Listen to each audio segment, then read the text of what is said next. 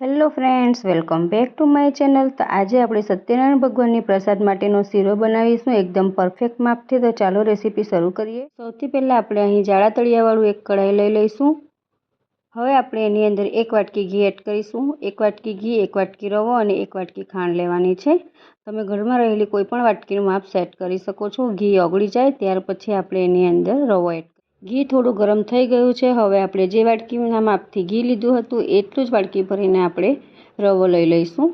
હવે આપણે સરખી રીતે ઘીની અંદર મિક્સ કરી દઈશું અને એકદમ ધીમી આંચ પર રવાને આપણે સરખી રીતે શેકી લઈશું। આ રીતે હલાવતા જઈને ગેસની ફ્લેમ ધીમી હશે તો સરસ એવો શેકાશે। આ રીતે આપણે સતત હલાવતા જઈને રવાને શેકી લઈશું। જેમ જેમ શેકાતો જશે રવો એ રીતે સુગંધ આવતી જશે અને ઘી છૂટું પડતું જશે। હલાવવામાં આપણને એકદમ આસાન પડશે જેમ ઘી છૂટું પડે એમ। લો ટુ મીડિયમ આંચ પર 15 મિનિટ શેક્યા પછી તમે જોઈ શકો છો સરસ એવો રવાનો કલર ચેન્જ થઈ ગયો છે, ઘી પણ છૂટું પડી ગયું છે અને આ રીતે આસાનીથી ચમચાની ઉપરથી સરી જાય છે। મીન્સ કે આપણો રવો એકદમ સરસ એવો શેકાઈને ફૂલી ગયો છે।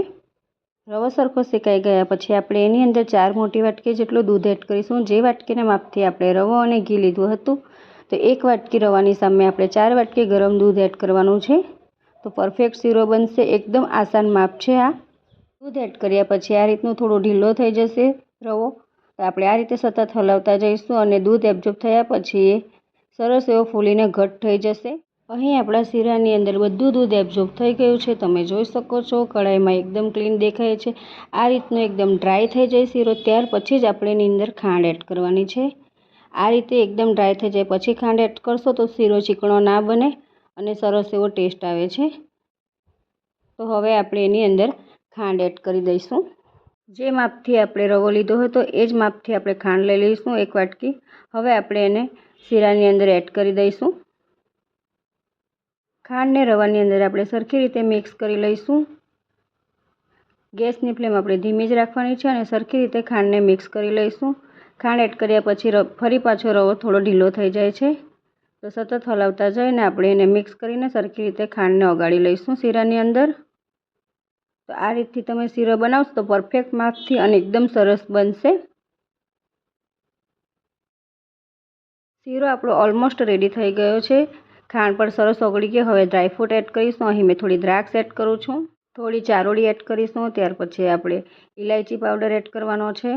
ઇલાયચી પાવડરનો ટેસ્ટ ખૂબ જ સરસ આવે છે। ઇલાયચી પાવડર અને દ્રાક્ષને આપણે સરખી રીતે શીરાની અંદર મિક્સ કરી લઈશું જેથી દ્રાક્ષ થોડી ફૂલી જાય સરસ એવી એટલા માટે। આ રીતે સરખી રીતે મિક્સ કરી લેવાનું છે દ્રાક્ષને શીરાની અંદર।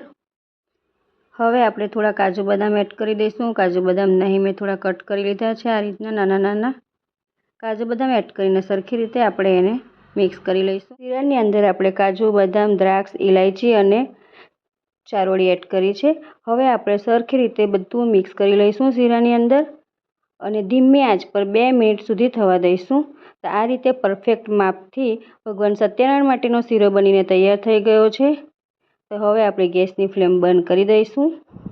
તો ફ્રેન્ડ્સ, આપણો સત્યનારાયણ ભગવાનની પ્રસાદનો શીરો બનીને તૈયાર થઈ ગયો છે, તમે જોઈ શકો છો। અહીં આપણે એકદમ પરફેક્ટ માપ સાથે આસાન તરીકેથી ઘરે બનાવ્યો છે। તો આ રીતથી તમે એકવાર જરૂરથી ટ્રાય કરજો। જો તમે પહેલી વાર બનાવતા હશો તો પણ આ માપથી બનાવશો તો પરફેક્ટ શીરો બનશે।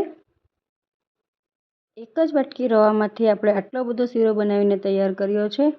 તો હવે આપણે એની ઉપર થોડા ડ્રાયફ્રૂટ એડ કરી દઈશું ઉપરથી। પ્રસાદના શીરામાં તુલસીના પાન વગર અધૂરો છે તો હવે આપણે એના ઉપર થોડા તુલસીના પાન એડ કરી દઈશું। તો આજની અમારી શીરાની રેસીપી તમને કેવી લાગી એ મને કમેન્ટ સેક્શનમાં જરૂરથી જણાવજો। તમને મારી રેસીપી આ ગમી હોય તો ફેમિલી અને ફ્રેન્ડ્સમાં જરૂરથી શેર કરજો। તો ફરી મળીશું આપણે એક નવા વિડીયો સાથે। ત્યાં સુધી bye, thank you for watching.